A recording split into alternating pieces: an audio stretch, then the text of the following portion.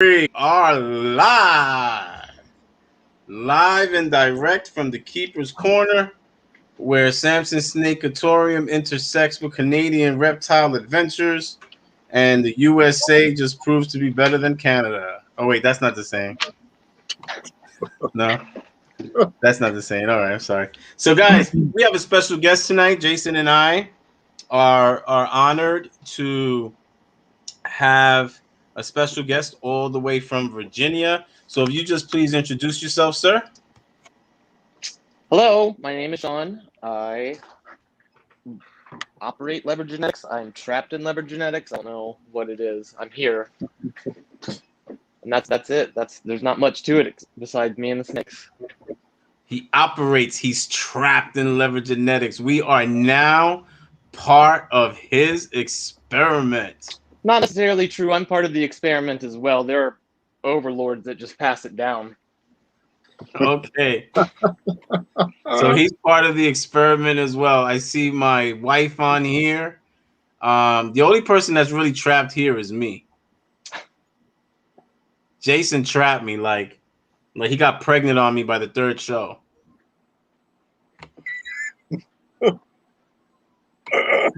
So Sean, tell us a little bit about yourself. Tell us about LEVR Genetics. I have had the good fortune of doing two shows with you. For those of you that don't know, Sean was the first ever guest on What's in Your Cup. He is also the first ever two-time guest on What's in Your Cup, because I feel like it's a baby that we created together. Never expected it to have the following that it has. I never expected to have others try to replicate it. So obviously they say that mockery is the highest form of flattery, but that all started with Sean and I. And we touched on a really important subject, something that I believe that we all at some degree suffer, and that's mental health, just like anything else. That's his alarm to make sure he's here on time. I'm here. Good evening. You are here. Sean, you are here. This is not the Matrix. You are with us. Okay. I'm here this time. You are definitely here. So I really thank you, Sean, for doing that with me. I think we had a great show, and like I said, it's 20 somewhat weeks later, and it's doing great.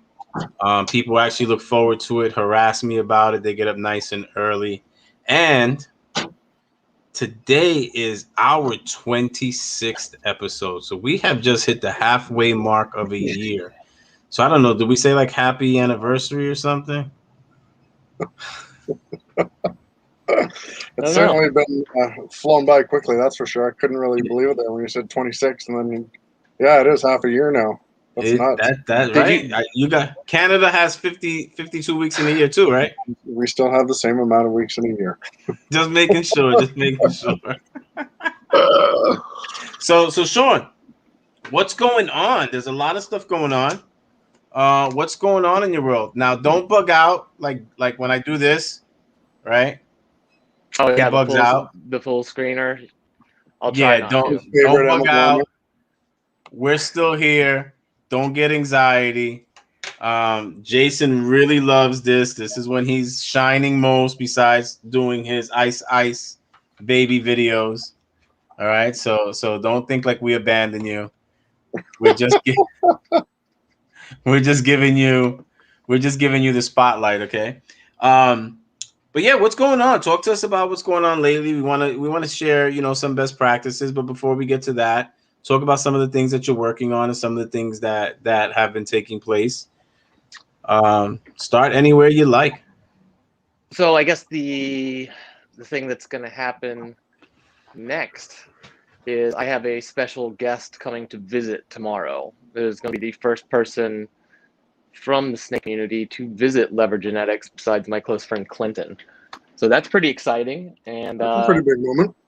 They will be helping announce a new giveaway that is similar to the Dream Chamber giveaway, but will only be for the kids of the community. So that's pretty cool. And the clutch is already on the ground. It was laid, last week? and that was that super heavy clutch that I put pictures of up. And that's also the clutch that's in the incubator right now. I'm doing the half buried in vermiculite method. Gonna try that out and see what's up with that. I'm good. Don't worry about it. You guys just walk away and leave me here in hell. No, I'm here, buddy. I'm here. I have no control over anything he does. So he does this to you, right? He just leaves you Oh, hanging. 100%. 100%. Well, what it is I like Annoying. to see, you know, at some He point, likes to sneak in meals, other things that he doesn't want to do on camera. He'll put me on, and then he'll hear I like, just ate. I had an amazing dinner. We just ate. I took the family. We went out to eat. I had a bison burger for the first time. It was pretty good. I had my truffle parmesan fries, calamari with an amazing like chipotle sauce, and some jumbo coconut fried shrimp. So I'm not eating off camera. I might be cleaning my teeth, but I'm not eating off camera. What I like to do is see Jason sweat whenever I put him on this spot, you know. I don't have my whiteboard eraser yet. Soon. Somebody might fight back. All right, so I'm a little jealous, Sean, because I was gonna visit you a little while back when I was supposed to pick up that clown. So I'm definitely a little jealous that somebody's getting there before me. I apologize. I'll make something for you. You can come and get it. No, we already have like the show, so I'm good. So there's a big difference though between Samson and my wife and my snake wife. You eat more than all of us put together, okay? So I don't know if I can afford to take you out. Steve gets jealous. So that's exciting, and I'm glad to hear that you're opening up and allowing someone else to come in.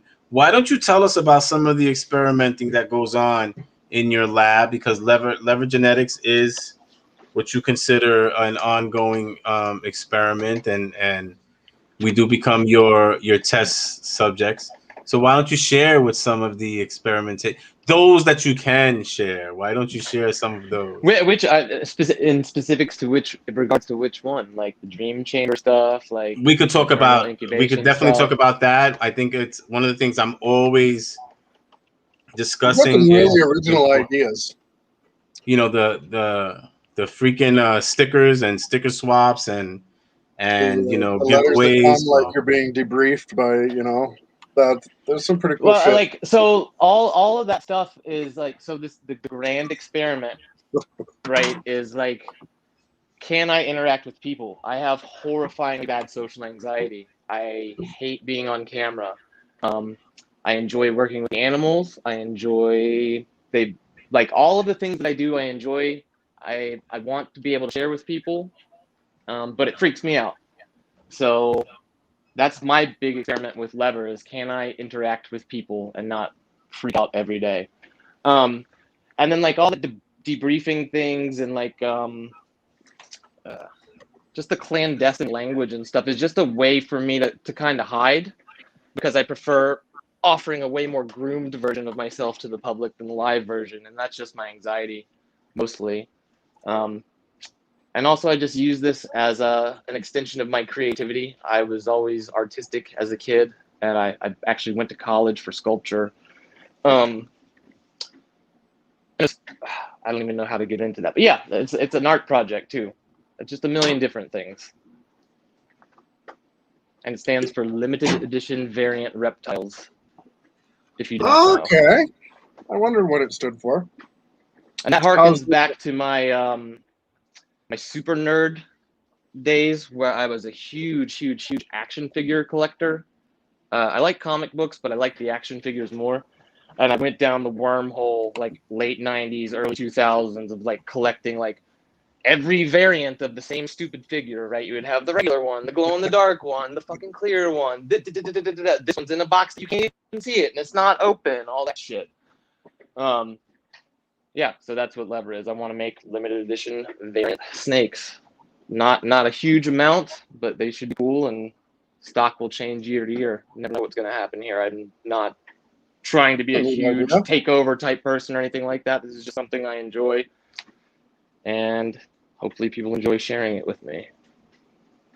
Well, I think you've done a great job in terms of coming up with ways for followers to interact with you and the projects. I remember commenting to a few people Hey, what's up, Instagram? when I first saw that. Gee, I wonder who that was. When I first saw the 3D glasses ideas and the interactive like debriefing style, even to the type of font you used, it was very creative, and I certainly appreciated the ideas that were behind it. So I think you're on the right track. I mean, you seem to be doing well, interacting with people and building a following, and God knows your projects are going well. So, Well, thank you for that. I appreciate those words, and if I'm honest, like I'm really good at ripping stuff off. I think everybody is nowadays. I mean, right? The music so like industry, I can't take credit. I can't take credit for stuff like LEVR Not is me. like a mixture of the video game Portal and the horror movie Cube and the Matrix and every little weird nerdy thing that helps me pretend. It's inspiration, isn't it? So basically, We'll call it that. you're being given compliments right now for having some amazing and original ideas, but I think he just confessed to jacking his ideas, guys. I don't know. Is it homage? Who knows? Well, I'm gonna say this. Oh my god. I'm gonna go, dude. Seriously, iPhones are the worst phones. I hope Apple, whatever, fuck your phones. Well, the funny thing is, I told you when you got it. How dare you go join that cult? Dude, I was so mad. Like, I wanted the Samsung, and they didn't have the bigger one, right? We take shitloads of pictures. What am I gonna do with a phone that has 128 megabytes on board? Right? I get it. I definitely. And I was like, you're gonna pay a fortune to get those pictures. I was so, and then I was like, well, I'll try it out because I like how the what is it, iMessage or their messenger allows you to send large format video and photo. And I was like, well, that seems like a useful tool in our industry, right? Like if our industry is driven by pictures of what we produce, being able to share that easily with a potential customer or just a friend, that seemed like an asset, right? So 4 months into this phone, it is not worth it. So Chino thinks like you're slow and you don't know how to add a memory card, but I don't believe that's an option. It's not. They took it away. The new Samsung is basically the Samsung iPhone. No expandable memory. So no hush headphone. your mouth, boy. As Jason likes to say, do your research. Do your research. Wow. Jason, you just got quoted. That has to be like the first time ever in your life. Besides, I sit here and I fucking behave myself. I let you have your moments and be controversial. And then you pull a fucking dickhead move like this again. Oh, how's everybody doing? Thanks for joining us as we continue to put me on the spot. Oh. Guys, Jason loves it. He loves it. He even does his hair for this, but then he puts a hat on. So let's talk. Every time I put you on the solo layout, I see the boards. So let's talk about a little bit about the Dream Chamber and what's going on with that. So I feel like the USPS has betrayed everyone. That's my first statement towards the Dream Chamber. I have not been receiving the mail that people message me constantly asking like, hey, did you get my stuff? Hey, did you get my stuff? No, I did not. I don't know why. I have a P.O. box, whatever. Anyway, so the Dream Chamber is the second version of just my sticker trading experiments, if you want to call it that, or art projects. I love stickers. I've loved stickers forever. Obviously, stickers are a huge part of this hobby and that game. So like I did the first board battle. I just wanted to do something other than stick stickers on a wall or my incubator. So that's why I created these things. And the Dream Chamber's that giveaway for the lavender. But I don't really any point. Sean, we just lost Jason. Oh no. I think he's stuck in a dream. I think he's stuck in a dream chamber somewhere. I didn't even fucking say anything. See what he does to me, Steve? Do you see the fucking abuse I put up with? Yeah, but when my partner starts talking about wanting to do a live with you, I get a little jealous. I didn't do anything. I'm just sitting here letting the man talk. Go ahead, brother. Go ahead. Oh God, where were we? So anyway, Dream Chamber. USPS sucks. Yep. You haven't gotten stickers. You have a P.O. box. Yep. Dream I get a lot of Chamber. that too. Stuff goes missing. Yeah. And what the hell? Stickers I send out, as well as things that have apparently are headed my way, they never seem to make it. So I'm It's a on you, buddy. bummer. And people Yeah. get bummed They're about out it, to and I get us. understand. It's the lobbyists. I like to see if people can follow directions and read. I don't know why. Oh, is that a jab at me? Yeah, you addressed your letter wrong. I should have just thrown it away, but because you're so nice, I kept it. But that was He's that like, was the first up. I love this. Please continue. Oh, man. I very specifically said send stickers to Sean exclamation point da, da, da, da, da, da. And then here it comes, leverage genetics, blah blah blah. Damn dog, give the program. But here's the real funny part. I told you, I went and I just had a feeling I was missing the most obvious thing, right? Mm-hmm. I'm like, this is it's too simple. What am I doing wrong? I go to freaking Nerdy Girl and I'm like, can you check this? Cause what am I missing? Cause he's telling me read it carefully. Read it carefully. So I'm reading it Misdirection. carefully. And then I still jack it up. She tells me, no, there's nothing special there. Well, damn it, it went right over my head. Yeah. So like, Dream Chamber. What happens here? So it's just like a double blind giveaway. I wanted to do like a complicated giveaway for an animal, an adoption, the ability to adopt the animal, because I'm not giving it away. That's like the first way that I wanted to weed just anybody out from being able to get this animal. Which is And a I think challenge in itself. put a little bit of a price tag on my giveaway, and see if that changes people's ideas about things. I think this whole Dream Chamber thing was in response to a lot of the snake raffling, and then the both sides of the argument on that, and like how heated people get about that. And I was like, well, can I do something that emulates a raffle that isn't really a raffle, that has a positive effect on the community, right? Like, because I'm requiring the adoption fee is a donation to USARC. Like, I'm not making anything off of this. What are Sean, you these eating? guys are this guy's all over the place, Sean. He's all over the place. I'm just trying to cover all the angles. Yeah, I keep telling people the maple leaf in his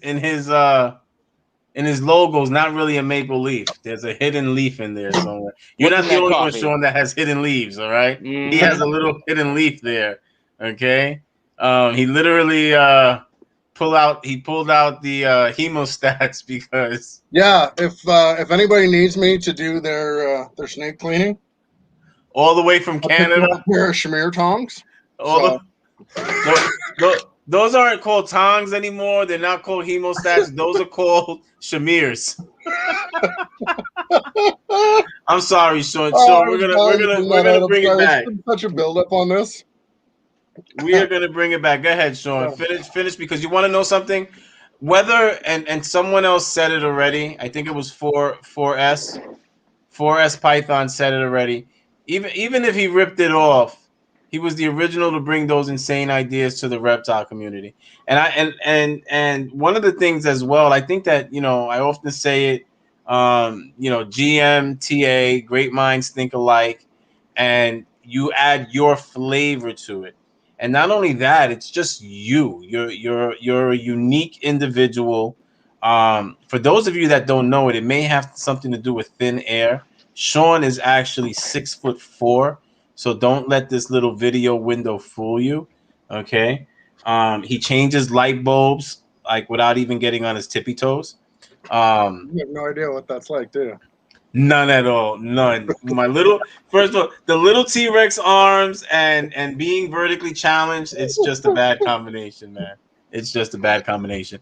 But please tell us, where are we with the Dream Chamber experiment?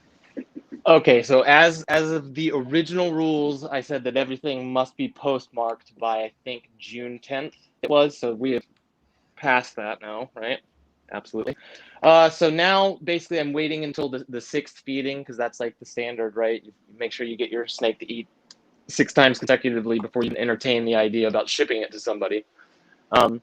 So I think around the time that Snake takes its sixth meal, we'll see who we have left, and we'll do the drawings. And I'm gonna have to enlist the help of 3 people because I have an idea about how I'm gonna run the little spin to win things. I want people to participate from satellite places. Like Brian, you're in what, number 2? Like you would spin wheel 3, and like Jar would Yes. spin wheel 1, and somebody else would spin. So that way there's no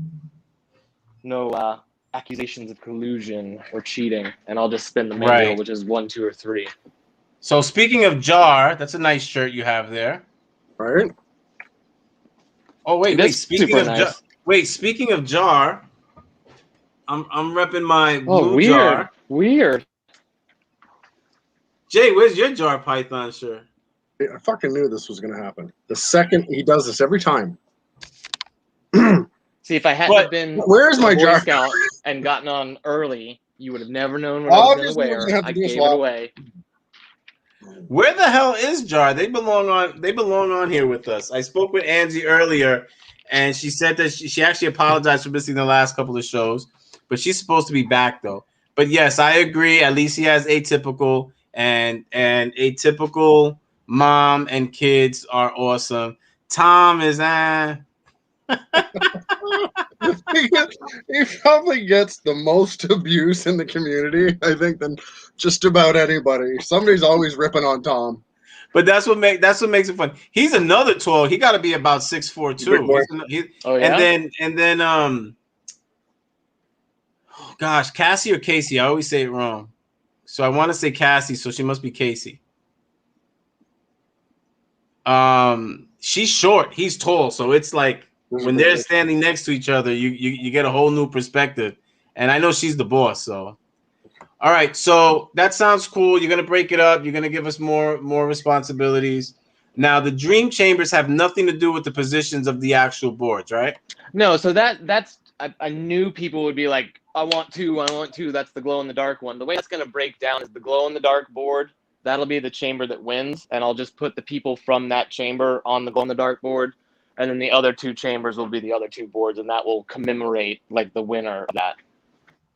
So you see, this is what I'm saying. Like you're always using us as lab rats, man. Like I was one of those that fell into that damn number 2 trap. Mm-hmm. I mean that board filled up the fastest, or that chamber did. And when I kept saying read carefully, like if you go through the instructions, there's a potential for 150 people to have joined this experiment, and they did not need a sticker, right? They didn't need anything. They could send a postcard in. But also it was kind of like a morality test, right? Like, because everybody took what they remembered from the first one, which was fill the board up as fast as possible. We got to fucking crush it. We got to be number 1, right? So everybody brought that mentality to this one, right? They're like, smash, smash, smash. We got to fill it up. But by covering the board faster, you excluded more members of the community and fucked people out of winning, right? Does that make sense? Like if you fill the board up too fast, again, you played with my mind. Working on a different level. You see, I wow. Rather than a greater community involvement, it just became that mentality to win and get it done. He pulled all my strings like a puppet. This is for the community ultimately, right? That was for everybody. I wanted everybody. Like, and so like I would give people choices. Like I would interact with them when they would send me sticker packs. I'd look and they'd have multiple different stickers. I'd be like, you pick. It's your choice. I don't care which one. You can pick the tiniest one. You can pick the big. I just let them choose, and I never told anybody. And now you know. But you're not jerks for filling up the board so fast. You just didn't get it. Gotta read. I read, damn it. You gotta comprehend then. That's the difference. But you know something? I'm not mad because that's the whole point. The whole point is to have fun. And I knew it. I said the second, and here's the thing. The distinction between Dream Chamber and board. Okay. So I said it. I was like, everyone's going to go to board number 2. It's glowing in the dark. He's drawing your focus to it. He's drawing the attention. Everybody's going to it. And it had nothing to do with the damn board. Nothing at all. It's completely random. It's going to be 1, 2, or 3. And then it'll be a random spin from there. And what is the prize? So you may adopt the lavender 66 het pied female that we produced. We pulled an egg at random and put it in the incubator and just watched it. We had no idea what was going to happen. I really wanted it to be a visual dreamsicle because I wanted to give that away for, basically $200. But so if you get selected, you need to make a $100 donation to US ARC and then pay shipping, and you get to adopt the lavender 66 pied female that was produced. It's fucking wild, man. I'm also going to give you a T-shirt, a bunch of stickers. I have my only long sleeve calendars. T-shirt. I have calendars that Wonderland Reptiles made. That was pictures from people from the community. That was super awesome. So I'm giving that. And I think I wrote in there that I would give you a bronze membership if you didn't have it as well. And then that's what it originally was, right? Like that's the grand prize. Do they get one of those bad boys right there? I am gonna give away those. You know that I have a secret version of that one, right? Did I send you that? You're gonna hurt your back picking that thing up soon. No, you didn't. I think. Hold on, let me see if it's here. It's somewhere. I can't wait to see what the results are either. I might even spin the results, but I know that I'm gonna do something wrong. That's self-defeating, man. Don't say that. No, it's like here we go. You're kind of like Saw. You're kind of like Saw. You know that, right? So this is like a black rainbow glitter version. Oh, that's also cool. Glows in the dark. But that's ultra limited. Yeah, I'll pay for it. I don't care. I'm immoral. You already said I'm immoral. Man. No. What hat size do you wear, yo? Said I'm immoral. You already said I was immoral, so I'll pay for it. What hat size do you wear? Big. Cool. I'll tell them that on the custom fitted site when I start getting hats. 7. It depends. It depends if I got a haircut or not. I have to look at my fitteds. Me too. So I wear. So you're not embarrassed. If I don't have a haircut, I wear a 7 3/4. If you get a haircut, I'm 7 5/8. Dude, my head's huge. Whoa. Yeah, but you're 6'4", so.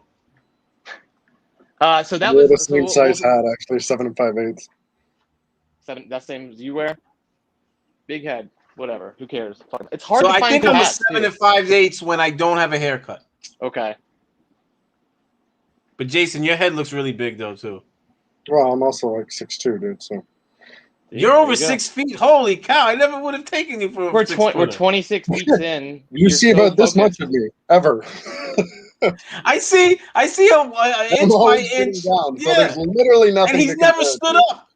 He's never ever stood up. That's it. Wow, guys, look at this. This little guy right here is actually 6'2". Can you believe that?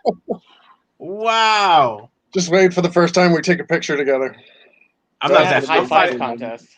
I'm 5'7". Yeah, that's not fair. That's not fair. Oh. The short arms, it's not fair. Okay, that's just not fair. Oh, but the 5-second video of you jumping up to that would be perfect. Well, that's why I had to learn how to like defend myself other ways than boxing. You know the cartoons when you put like your hand on somebody's head and they're swinging. That would be me. Like anybody could just put their hand on my head and I would just be swinging and nowhere near you. You know. Whoa! I'm talking about his height here, man. That's a whole nother story there, Ty. You can't give him any ammunition, Ty. All right, so judge height. let's talk a little bit about your other experiment that you have going on. Well, you do know that there are more prizes than just that snake now, right? Oh, okay. So what are some of the other prizes then?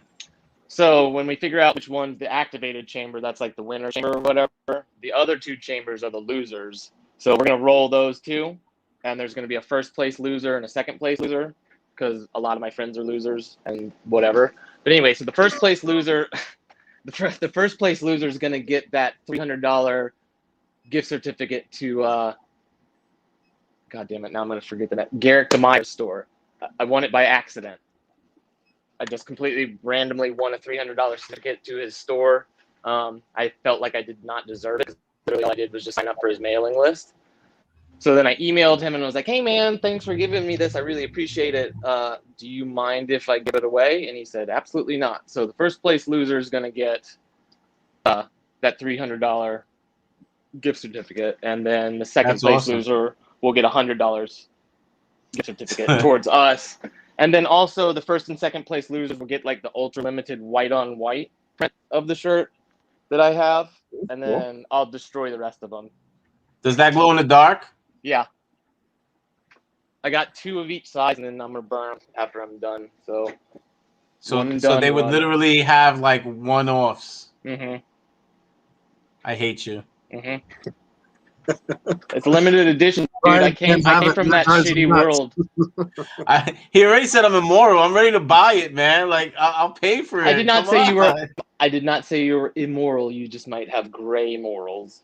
Great, funny area. Okay, I could dig it. So that's really that is really cool though. But what really cracks me up is like you have no shame calling people losers. I'm a loser. Dude, all my best, most lifelong friends are all fucked up. Do you remember Beck? And losers. Hey, oh yes. I'm a loser, baby. So why don't you kill me? So I've always said it. Second place is nothing but the first loser. Okay, you know that. I don't know how you guys do in Canada, but here we used to be competitive, and now everybody gets like a participation trophy. For me, second place is the first loser, and that's it. So seems kind of pointless to have a competition if everybody gets something. Yeah, it's not competition. Yeah. I was gonna say, Luke, what about our guest, Luke? Come on, man. There you go. You fixed that. All right, we're good now. All right. Okay, so those are the gifts. I think that's really cool. Is there going to be? Why don't you like donate the shirts to like a third world country or something instead of burning them? I'm not gonna burn them. I will have them in my backpack. If I see people in person, maybe I'll give somebody one. Maybe I'll make a tie-dyed one for somebody. I'm not going to just waste stuff like that. I just wanted to be dramatic. I have a penchant for the dramatic. I just wanted to be dramatic. You're good at it, though. You're definitely good at it. Why, thank you. I think you're definitely good at it. All right, so let's move on. I think again, like I said, just the way you do sticker swaps, just the way your mind works is just very, very creative and unique, and I appreciate it. That's for sure.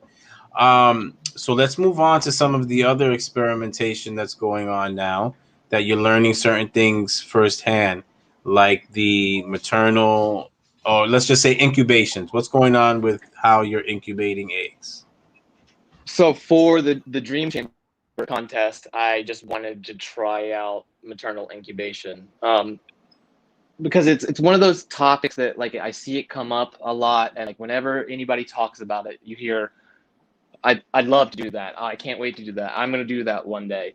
And I'm so new in this hobby, I don't have any set ways, so I'm just gonna, try a bunch of different ways. And I thought it was appropriate that like the very first chance that I ever had to have a dreamsicle, I should try and do maternal. Because I feel like a lot of people, I feel that's what I mean. I feel like people have this weird, strange way of prioritizing the importance of life. 100%. Right. So they're going to be like, oh, I'll do my maternal clutch when I have my dinker to normal. Or yeah, whatever, I personally would not be risking it on such an important clutch. But right, and I admire what you're doing. And why. Thank you. Dreamsicle is why I started trying to do this. When I saw that snake, I was like, I would like to own that snake. And then I saw the price tag. I said, I will make that snake. I think that's probably the cheaper way to get at that. And yeah, I just want to be like, you're going to turn around and no clutch is more important than the other.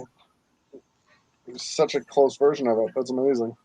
And I actually see that that's another topic right there that's so interesting, and I think that it's one of the things that frustrate me, because a lot of times you'll hear people's responses and it's based on the value of the genes at play. And to me, that's frustrating because the classic or the wild type, I don't call them normal. The classic or the wild type, we don't have anything else without it today. Okay, we don't have these thousands of genes. We don't have all these morphs. We don't delve into the different effects of the combinations you put together. So for us to value, and I understand as far as the business is concerned, putting price tags on the animals, supply, demand. This is basic business. But as far as the animals are concerned, they're all living creatures. They all deserve the same chance. Not, I'm going to do this for this one because I want to make sure my investment pays off. That is a little bit of a frustrating thing to me. One of the things I can say about my partner Steve is that he every animal is the same as far as how he feels about the animal and what he's willing to do for the animal, and the compassion and empathy for anything. I mean, he was suffering with me on the shipment that I didn't even want to tell him. I was like, I just felt there was no need for both of us to be stressed about this. I'm stressed as it is. There's nothing you can do about it. I knew how it would affect him, so I kind of like stopped giving him updates until we realized that everything was safe and sound. But that's one of the things that, he's a freaking ogre, and he could be a real prick. But when it comes to the care for the animals, they all get the same love and attention, and that's one of the things that I admire and respect about him. He's probably all teary-eyed right now and everything with Lindsay at home.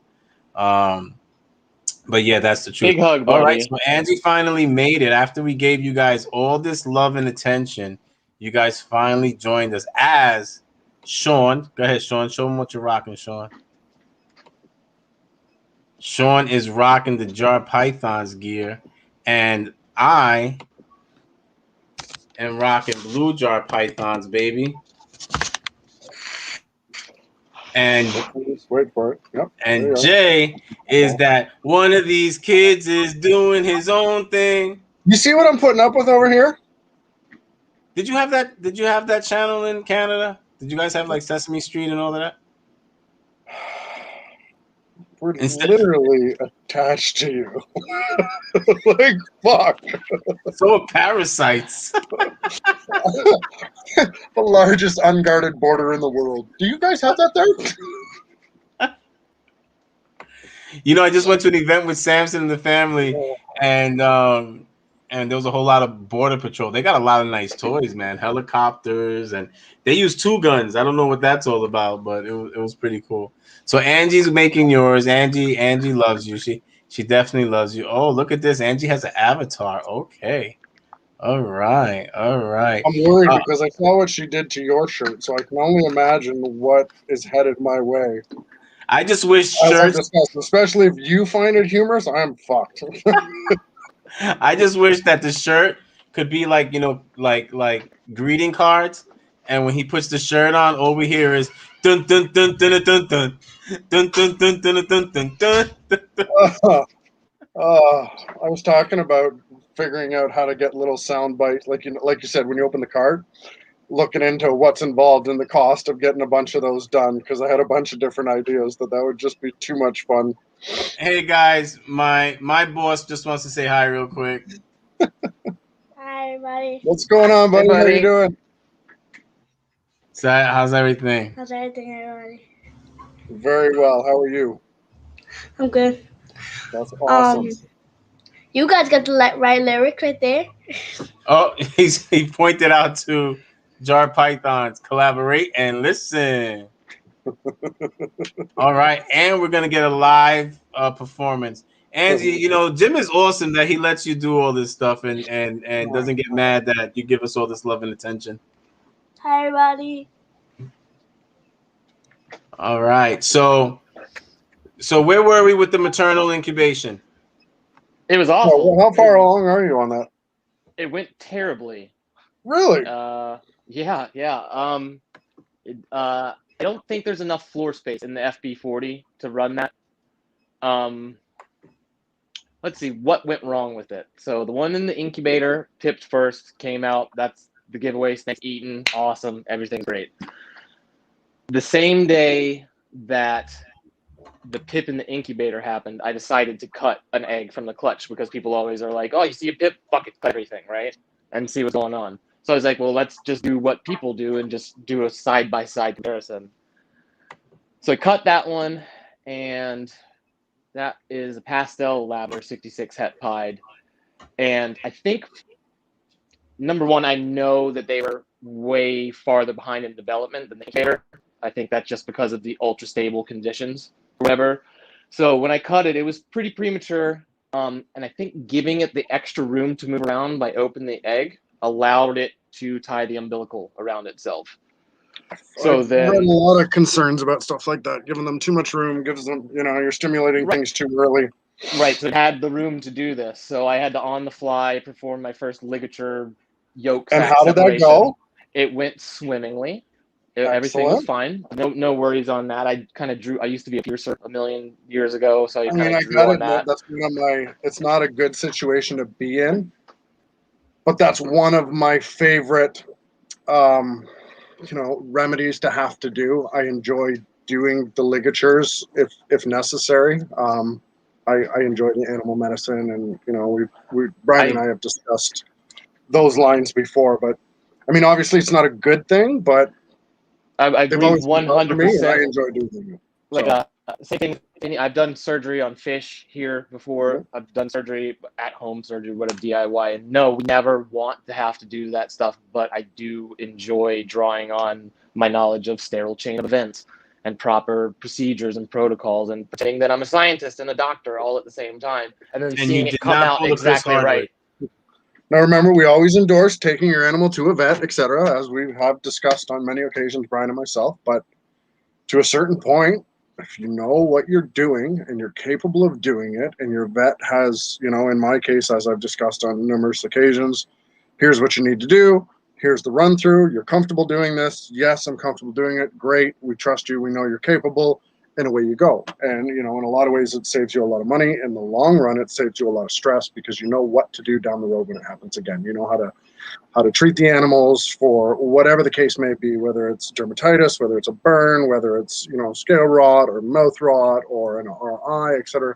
These are all things that can cost you a lot of money, hundreds, thousands of dollars in some cases. And although, like Brian said, it's about each animal, at the end of the day, I'm sorry, I argue, it's about your bottom line. It's about being able to keep the power on, keep the water on, keep the food.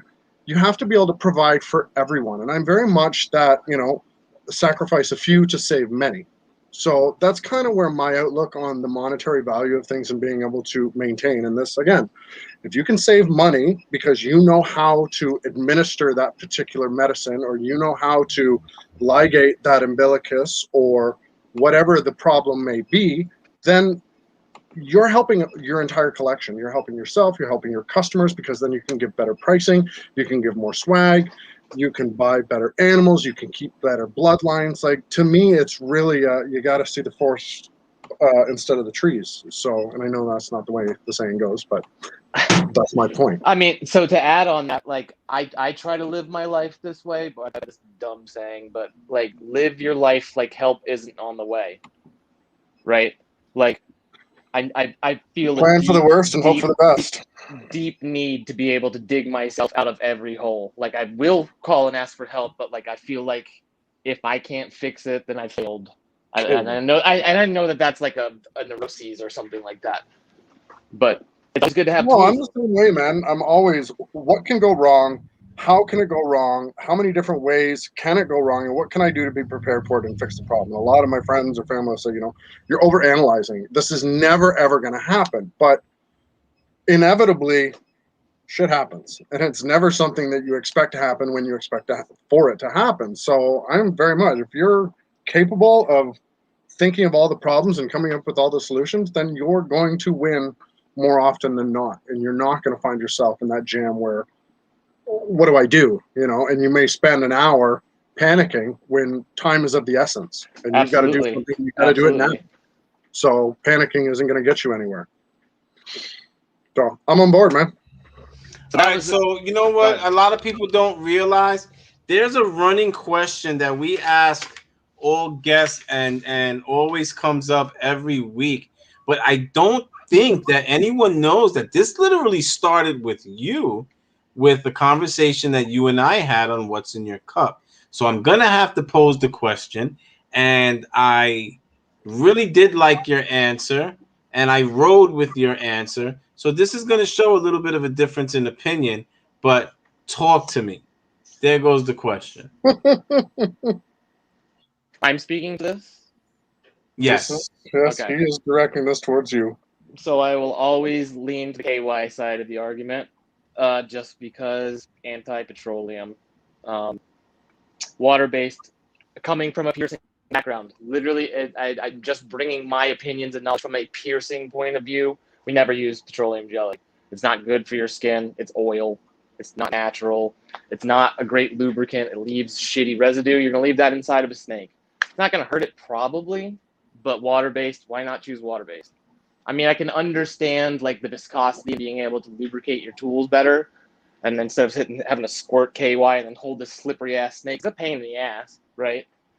But I think I'll take pain in the ass over a petroleum product.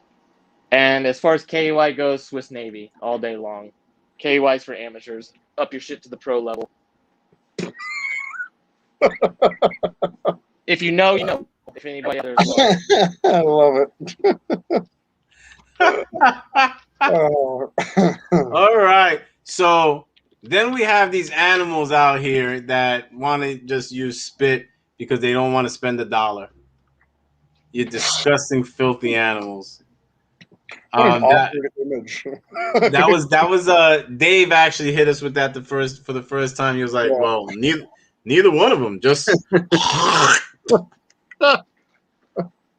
So, all right.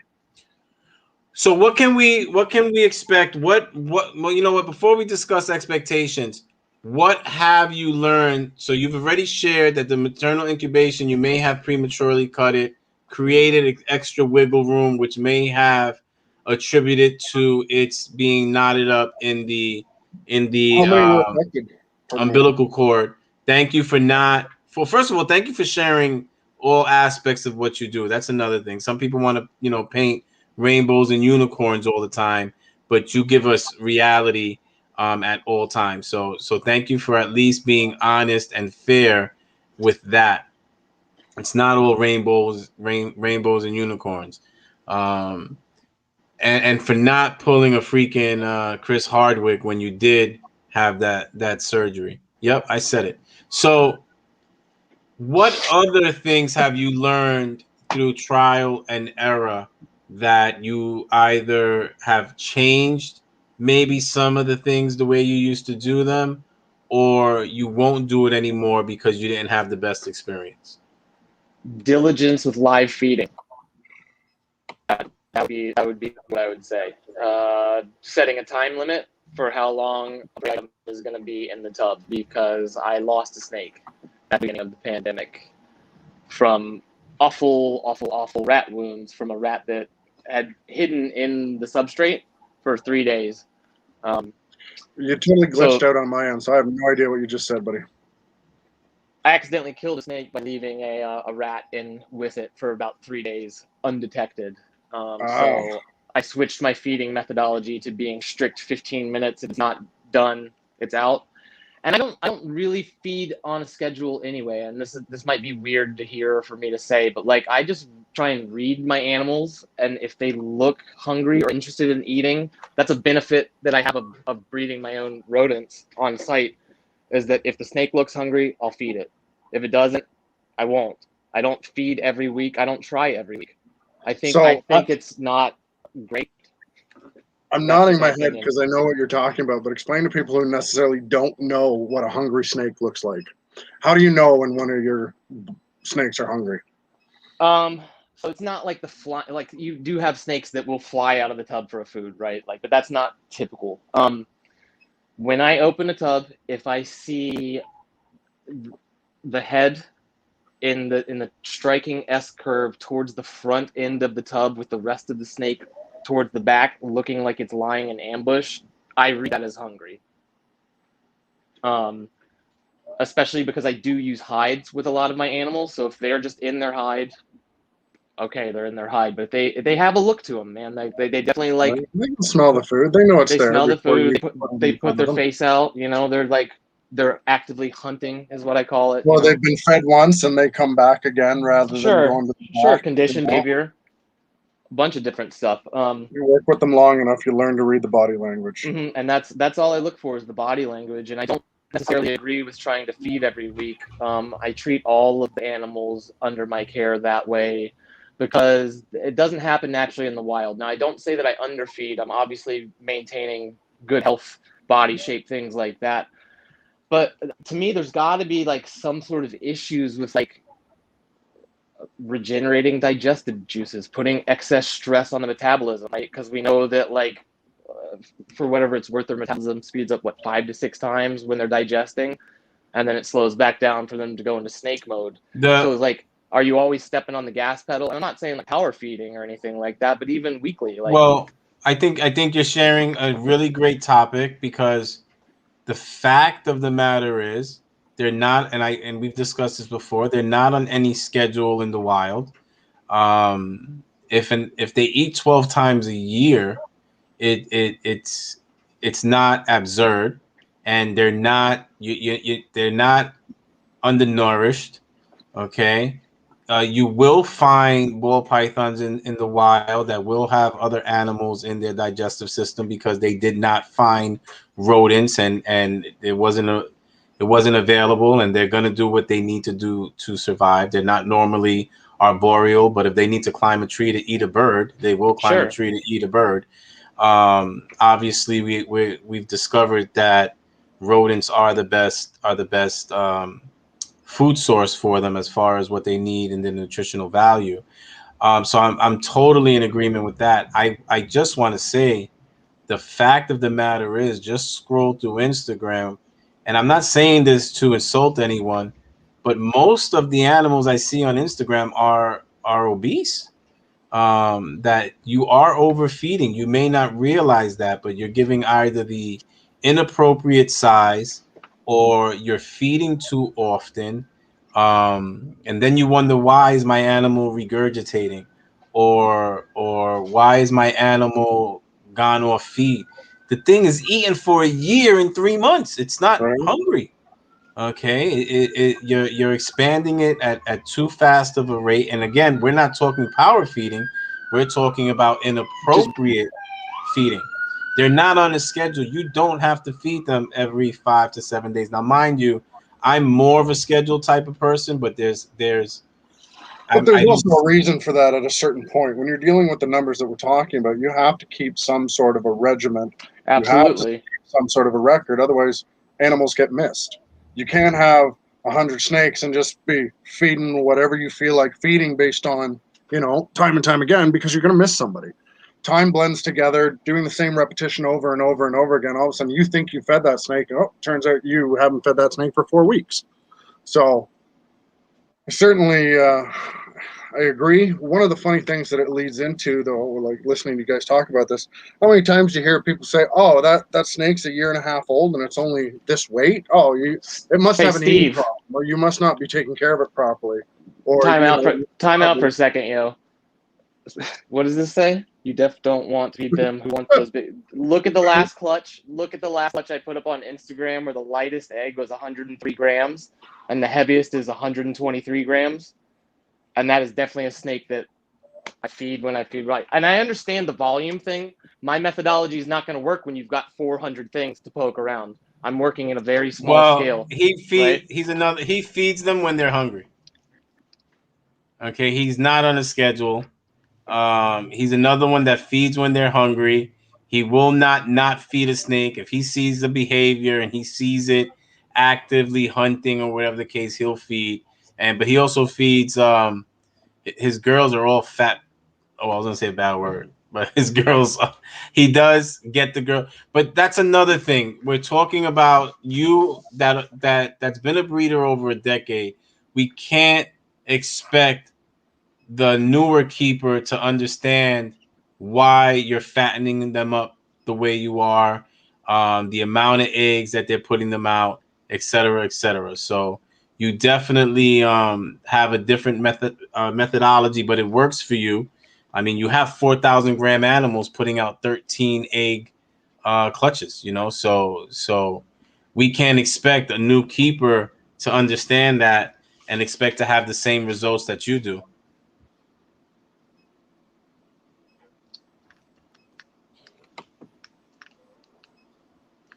No one's nobody's talking feed schedules.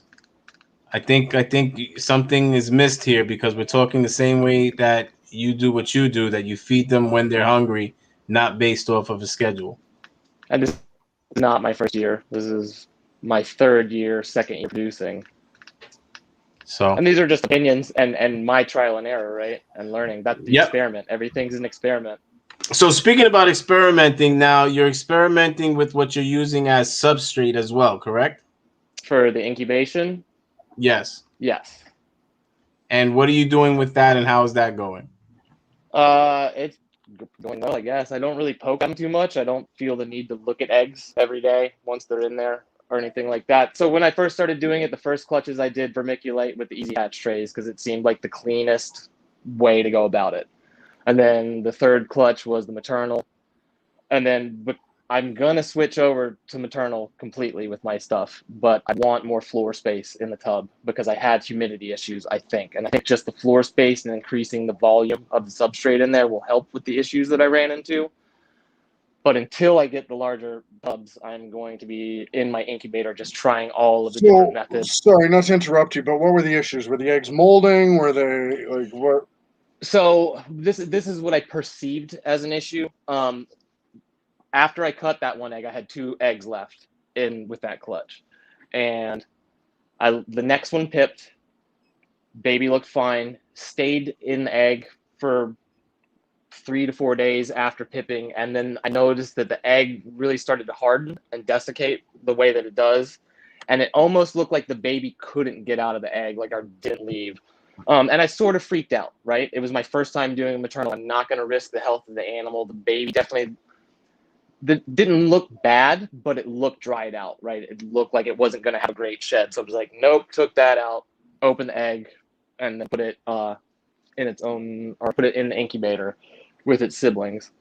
Now, was the umbilicus still attached to the yolk sac? Did you ligate? Did like what? Oh, and the third baby? Yeah, the one that we're talking about now. The third baby was fine. Everything was fine about it. It was just in the egg.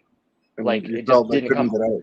and it just looked dried out, and I was like, I need more humidity in here. I don't think I'm producing what I want towards the back, because basically she had moved all of the substrate because it's an FB40 tub. So there was no substrate in the back with her, and I didn't want to go like dumping it on her and things like that during all of that. And the baby just looked dried out, so I just decided to take it out. And then the fourth baby pipped, was in the egg,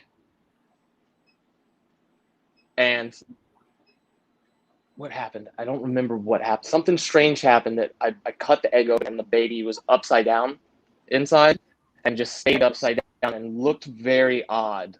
Like it pipped normally, had its head out, then when I looked at it, it was upside down and then just started acting like super weak and lethargic. And I checked that one and it also had a twisted umbilical. So I had to do the second, and that was the dreamsicle, the visual dreamsicle. I noticed that the yolk sac was like gray and dead looking, right? So I spun it and I watched blood and fluids return to the sac, but the sac was already like that respiratory infection, like yellowy green, if that makes sense, and was definitely way firmer. So I untwisted. What's that? Was it going necrotic? I didn't notice a smell or anything like that. It didn't appear that way. It just seemed excessively firm and an odd color from what I had seen before from the clutches that I had cut last season. Sounds like it was drying out. Do what? So it basically dried out? It didn't dry out. I untwisted it. Like I said, I saw the blood go back to it, but it never regained that healthy color. It's not like it's going to go from firm back to liquid. And I did the second ligation on that one, and that went fine. And both those babies are still in the incubator. I basically am counting them as like wicked premature. They haven't shed yet, but they both are very bright animals. They're acting like they should. They have not lost any weight. They both came in to the world at like somewhere around 50 grams, and they're both sitting at 50 grams. So I'm just waiting on them. I'm not rushing anything. Just do the thing. I've heard a lot. I mean, smaller babies making it, so 50 grams doesn't. I mean, it's not a huge baby, but I've hatched out 50 grams and they've been fine. So I think you're on the right track, man. Like I said, luckily, I think all of all of the stuff going wrong really makes me want to do it more and see if I can fix what I perceived as issues. Like, was it a humidity issue, or was I just freaking out and impatient and the baby was fine? Is floor space going to make a difference with things? I just want to try again. I really would like to do all maternal eventually. More power to you, man. I don't know if I don't got the bull. I don't got the bulls. Yeah, exactly. I want technical veterinarian, something along those lines. He does maternal incubation. He's done it. I'm pretty sure he's done it a few times. Check him out. He's pretty straightforward with information, etc. I'm sure you could probably help troubleshoot you through far better than I can, at least, having never done maternal incubation. Like I said, I admire what you're doing, man. I'm not up for it based on what I'm doing and why, but I admire what you're doing, and I think it's a great project. And I hope I mean, there's a difference. You're running a business. I'm just sharing my hobby. Honestly, like, I do. There's no doubt about it that I'm in this to make money and perpetuate my hobby. That's it's a recycling hobby, right? Each thing that you make helps you make the next best thing. I don't have plans on making this my life, my sole purpose in business. So I think I can afford to take the risks that I'm taking, and I understand that. I really do. I'm just learning and having fun and trying to teach myself and share and do things every different which way possible. You know what's really interesting? We're always talking about hobby versus business, and this is the first time where someone's actually said it was more of a hobby. Not that they're disregarding the financial gains that can be made, or at least providing that cycle where it can self-sustain itself, but that you're enjoying the hobby and you're enjoying the hobby aspect of this, which there's nothing wrong with that. I think more people need to understand that and at least learn in the beginning before you try to run a business, which seems to be what's causing a lot of people to fail so soon. Is that misinformation? A lot of people looking to the wrong sources. Oh, well, so and so, it's that old. Well, the guy at the pet store. And I think a lot of patience too, right? It seems like a lot of people are wicked impatient. Like, they watched YouTube and they're sold this idea of like the $1 million lifestyle of the fancy snake breeder, right?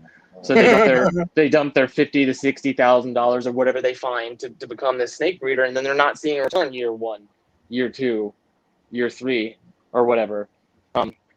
What was the point of this?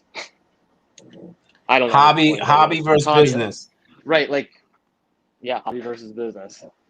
Everybody wants to be a millionaire, but it's not that easy. No, with $40,000, $50,000, you can get a lot of lottery tickets. Okay, you can get a lot of lottery tickets, and you make some pretty sound investments and get a decent return every month off your interest. I mean, if you put that into the stock market and you get an 8% return, that's considered successful. So if think about that, where people go and they study finances and they spend hundreds of thousands of dollars in college just to make you an 8% yield on your investment. So if you go with that number 8%, that means you're kind of successful if you're making 8% on your investment in the bull python world. You're not really going to be buying mansions off of that, That's just the reality. Now, kudos to the handful of people that do make 6-7 figures off of this. Hatching those eggs that are literally worth more than their weight in gold. Kudos to them, but they bring a business acumen. They bring a resume to the table. Is that your dog sounding like a pig? You sure got it. That's Abby. That is Lindsay only comes on the show for that snort. Okay. I don't blame her. That is the only reason why she comes on this show. It's only to hear that. No matter how snort. bad the day I have, I hear that and it just melts me every time. Poor thing sounds like she can't breathe. It's not true. It's all attitude. She can breathe quietly when she wants to. I kid you not. So we've passed the hour mark, Sean. Are there any other animals? I am interested since Abby came and crashed the show. She's kind of like another one of our co-hosts on the show.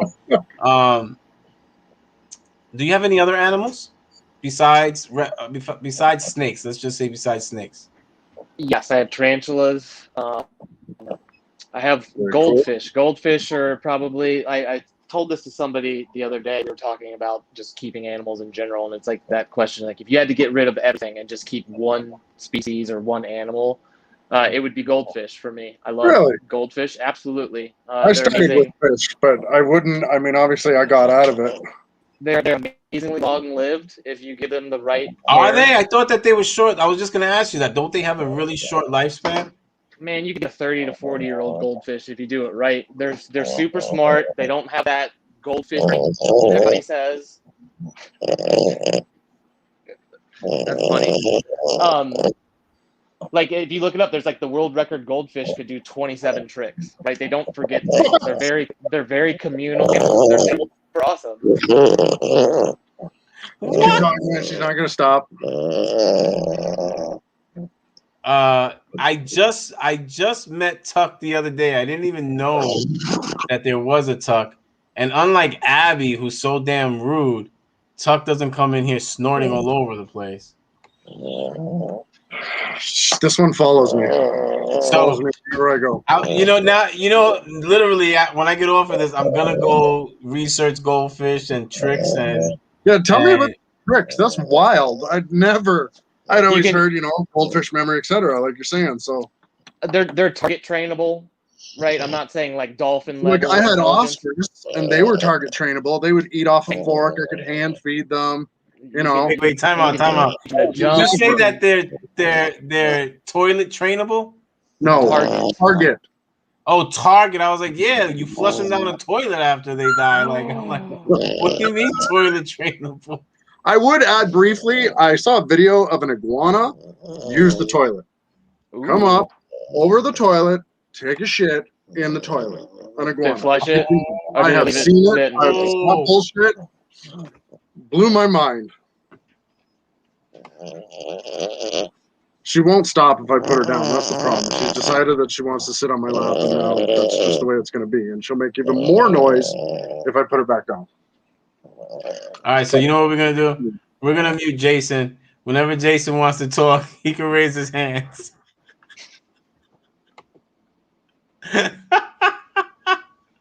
I love having the power of this button right here. Let me tell you, it's so awesome. So Sean, before we get off, we're gonna sign off in a few. We're over the hour mark, and that's awesome that we got this far this fast. And you're just an easy person to speak with and to listen to. Is there anything that you want to share? Stay tuned for the Recoding the Future giveaway. And probably one of the coolest giveaways I've heard about. Giving away a dreamsicle for next to nothing, rather the lavender hat pie. That's still. Stay tuned for that as well. The Dream Chamber and the Recoding the Future, and stay tuned. We have some pretty crazy stuff, hopefully, hatching out here in the next couple of months. Stuff that I'm not at liberty to talk about, but we'll see. If it goes right, it'll be awesome. You're at liberty. You're just being secretive. I like it. Never tell them about your fifth gun, right? All right. Well, Jason, anything else you want? Oh, wait. Before we leave, we can't leave. Jason needs this. He needs his fix. Are you gonna play the thing? Play the video?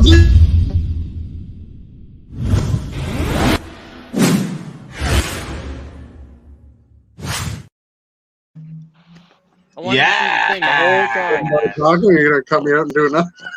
Yeah. I'm not gonna do it.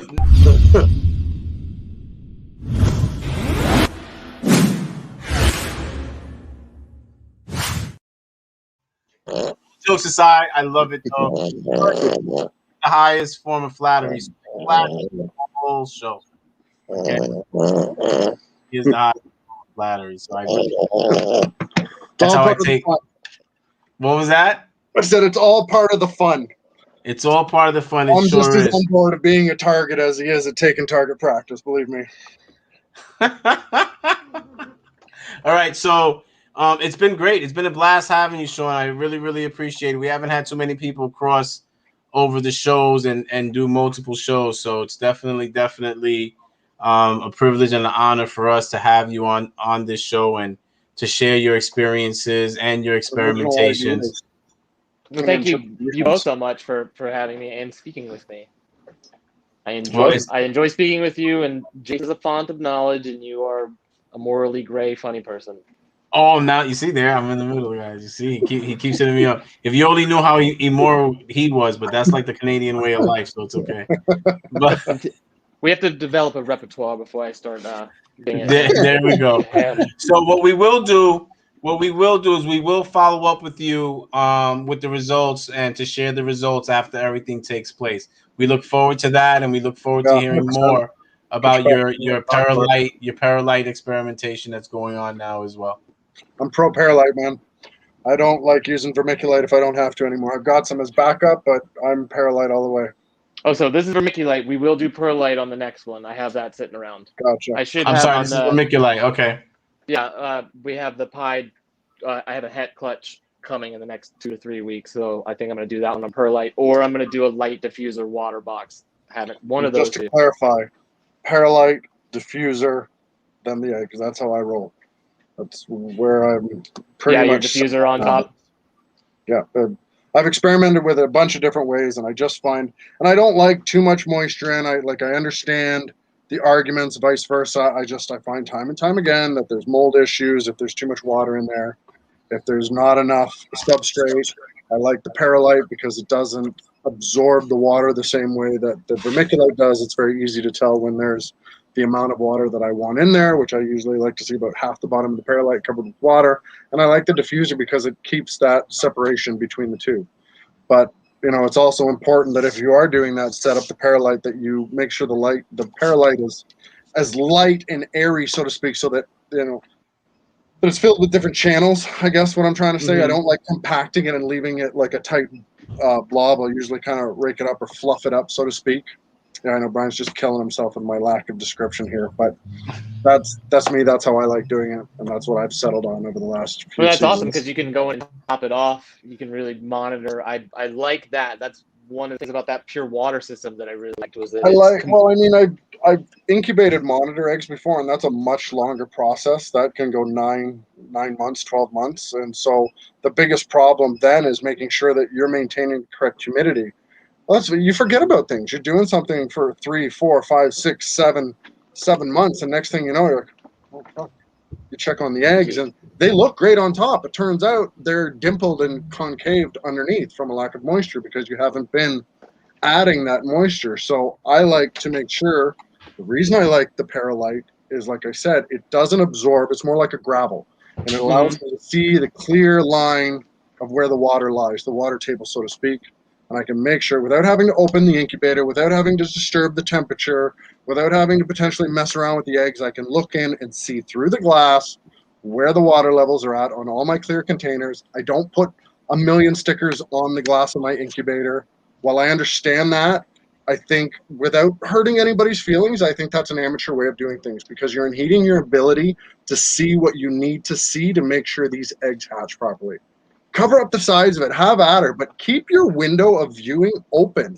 You need to be able to see what's going on. You need to be able to check for mold, checking that the eggs aren't swelling, that they're not dehydrated, that your temperatures are on point. You need to be able to see all your meters, etc. And I don't understand this fascination with filling up the window of the incubator. I don't like a closed incubator.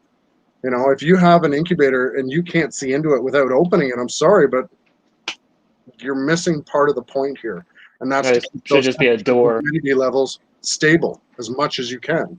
So yes, Shakespeare, give me my fucking moment, damn it. Anyways, I'll shut up. Wait, did I spell soliloquy right? It's been a while, man. It feels right. So just for the record, Jason said, if I talk and I they express need myself, their soliloquy. They want their soliloquy. So I said, all right, soliloquy. Is that a word, soliloquy?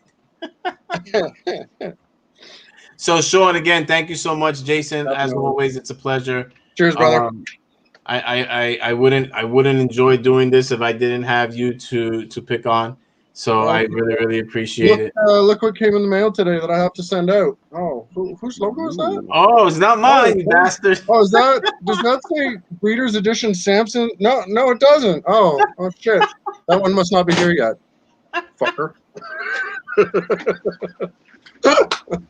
You see the abuse I get, Sean? You see the abuse? I give it. I just tried to Oh, buddy. You see the abuse I get? Oh, nice of you to show up, Serge. We're leaving now, buddy.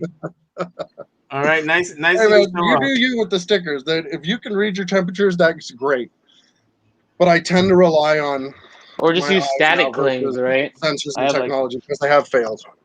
You could put like static So- clings, they move. So, Serge, get with Ty, and again, thank you for sharing everything about Rainbow being an albino and sharing all that information. Do me a favor, just reach out to Ty at Fear No Evil Exotics because he wants to do some pairing, and you may have some of the information to either encourage him to continue with the pairing or tell him not to waste his time with the pairing because he's trying to figure some stuff out. So if you get a chance, Ridiculous Reptiles, reach out to Fear No Evil Exotics, please. No fear. Wow, remember that? I'm laughing because I made the same mistake, and he was That's like, why "Really, I bro? did it. You Like, planted that boys, and you seed. do that?" Oh, okay, excellent. So you guys already talked. All right, awesome. So I guess unlike Jason, you take good advice. That's what's up, Ty. All right. That's what's up. So guys, have a great Friday night. Enjoy your weekends.